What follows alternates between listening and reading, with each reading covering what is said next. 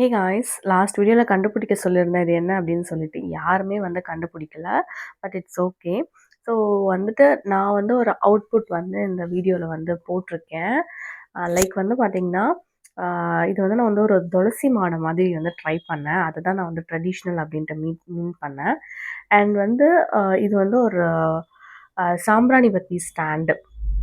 இது நான் வந்து இதுவரைக்கும் ஸ்கெட்ச் பண்ணி மேக் பண்ணதுலேயே வந்து எனக்கு ரொம்ப பிடிச்சிருந்தது வந்து இதுதான்.